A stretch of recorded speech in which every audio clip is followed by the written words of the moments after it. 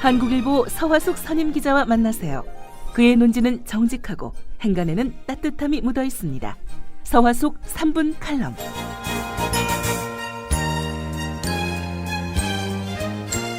안녕하세요. 서화숙입니다. 최동욱 검찰총장이 어제 조선일보를 상대로 정정보도 청구 소송을 냈습니다.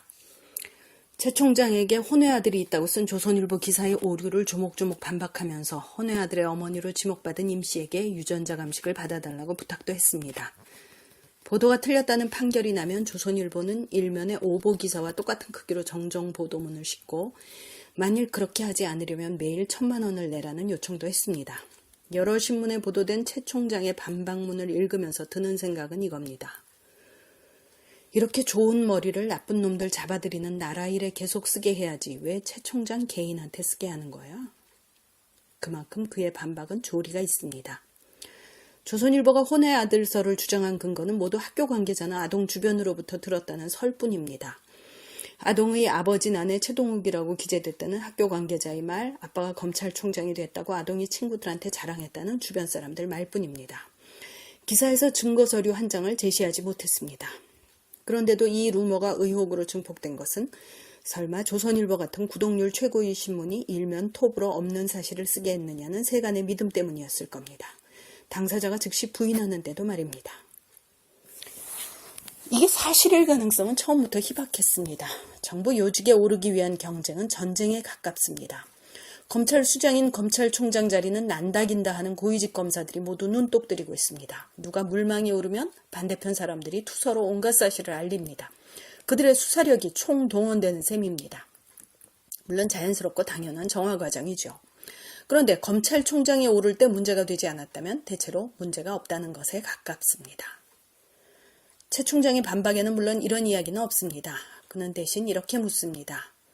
아동이 학교에 입학하는 2009년은 고등검사장으로 승진하는 해인데 혼외자가 있다면 아버지 이름을 밝히게 했겠느냐. 혼외자를 숨기고 싶다면 법조인 자녀들이 많이 다니는 그 사립학교에 넣었겠느냐. 아버지가 검찰총장이 됐다고 아이가 자랑하고 다녔다면 왜 8월에서야 문제가 불거졌겠느냐. 조선일보가 아무려면 하던 사람들도 뇌가 있다면 정말 그렇네 싶은 반론입니다. 이런 명쾌한 논리를 최 총장은 왜 개인의 억울함을 밝히는 데에 써야 합니까? 이렇게 유능한 사람이 왜 업무에 충실하게 내버려 두지 않습니까? 국가의 구성원은 늘 비슷합니다. 그런데 어떤 정부를 구성하느냐에 따라서 그 나라는 국가 경제가 살아나기도 하고 죽어가기도 합니다. 왜 그럴까요? 바로 유능한 사람을 유능하게 써먹는 정부와 그렇지 못한 정부가 있기 때문입니다. 이것은 빙산의 한 조각입니다. 바다 위에 빙상 한 조각이 보인다는 것은 그 아래에 거대한 빙산이 있다는 뜻입니다. 자기들과 생각이 맞지 않다면 언제든지 유능한 사람을 공적인 업무에서 끌어내리고 억울하게 만들고 억울함을 항변하느라 분노를 다스리느라 쓸데없이 힘 빠지게 만드는 일이 검찰총장 한 명에게가 아니라 온 나라 모든 분야에서 일어나고 있다는 말입니다. 유능한 사람을 써먹지 못하는 것에서 나아가 죄를 뒤집어 씌우기까지 하려 한다면 누가 나라를 위해 열심히 일을 하려 하겠습니까? 그 정부와 입맛이 맞는 더러운 이들이 나라 곳간이나 빼먹는 일에나 열심히지 않겠습니까? 실제로 이명박 정부가 그랬던 것이 요즘 계속 드러나고 있지 않습니까? 결국 유능한 정부는 국가 구성원의 능력을 얼마나 극대화하고 그걸 공적인 영역에 잘 써먹느냐에 달려 있습니다. 잘한 사람은 상 받고 죄 지은 사람은 벌 받고 많이 번 사람은 세금 많이 내고 노약자는 보호받고 내 편 네 편 가리지 않고 공정하게 투명하게 엄정하게 원칙이 적용되는 나라를 만드는 정부가 유능한 정부입니다. 그러면 경제가 살아납니다. 대기업과 부자를 편들어서가 아니라 그래야 경제가 살아납니다.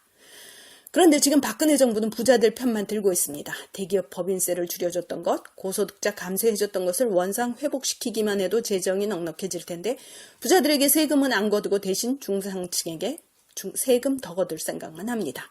그러면서도 증세 없이 복지 없다고 국민들을 나무라기까지 합니다. 누가 뭐랍니까? 증세하십시오. 먼저 부자들부터 더 많이 책임지게 하십시오. 박근혜 정부는 출범 6개월 만에 한국은행으로부터 67조 8천억 원을 대출받은 것으로 정의당 박원석 의원이 밝혔습니다. 노무현 정부가 5년간 대출받은 금액이 39조 5,244억 원이었습니다. 이명박 정부가 5년간 대출받은 돈이 131조 5,560억 원입니다. 불과 반년 만에 이명박 정부 통틀어 일어난 대출의 절반을 대출한 이 정부는 제정신입니까? 한국은행이 돈 찍어내니까 그냥 막 빌리면 되는 줄 아십니까? 이게 다 재정적자로 돌아와 후손들에게 부담이 되는 것입니다. 속으로 골병 드는 줄 모르고 이 정부 동안만 문제없이 지나겠다는 미봉책입니다. 이렇게 경제를 망치고 있는 박근혜 정부입니다. 왜 그렇겠습니까? 유능함을 살리지 못하는 것은 정치와 경제가 다르지 않습니다. 유능한 인력이 유능한 정책을 펴지 못하게 하는 빙산의 일각을 보면 전체는 다 보입니다. 부패는 반드시 무능과 이어지고 이렇게 나라 전체가 어려움을 겪게 됩니다. 정치가 무능하면 경제도 무능합니다. 경제는 살아나기를 바라면서 정치만, 사회만 내 편이 잡으면 된다고 생각하는 짝퉁 보수들도 제발 생각하십시오. 정치와 사회와 경제는 따로 있지 않습니다. 유능의 발목을 정치와 사회에서 잡으면 경제도 죽어갑니다.